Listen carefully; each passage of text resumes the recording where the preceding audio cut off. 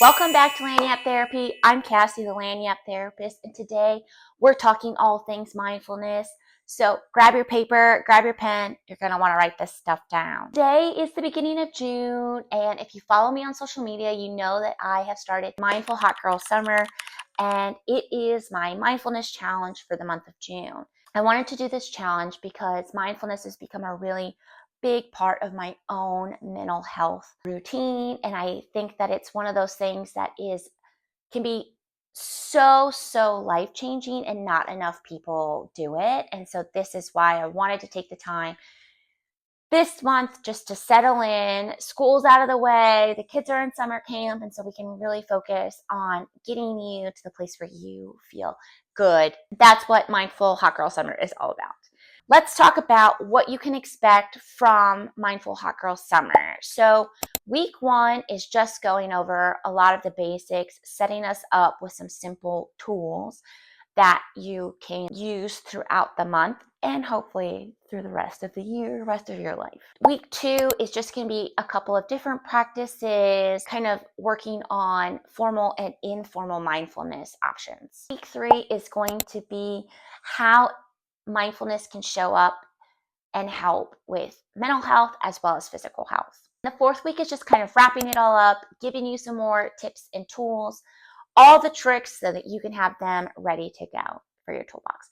So let's start with just what the frick is mindfulness anyways. Mindfulness and meditation often get used interchangeably.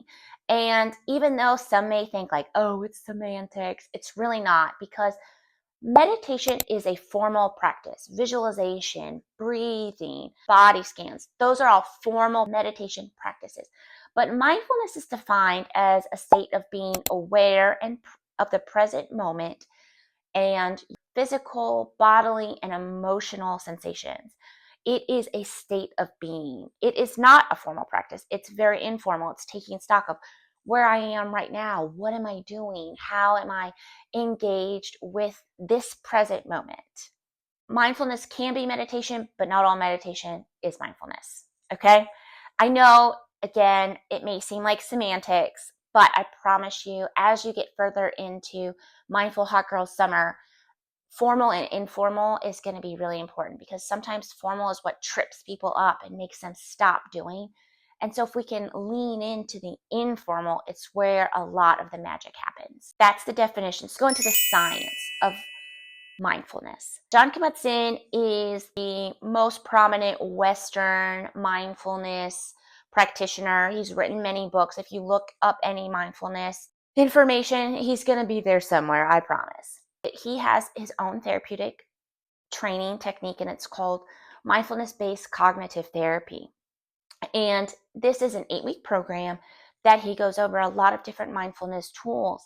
Now, this has been studied for many years. He started mindfulness training in the 80s. It's very well studied, and we are always amazed by the physical and mental changes that people experience. In my Back to Basics video, I talk about mindfulness and how I read Raising Good Humans, and she talks about his 8-week program and how it actually changes your brain.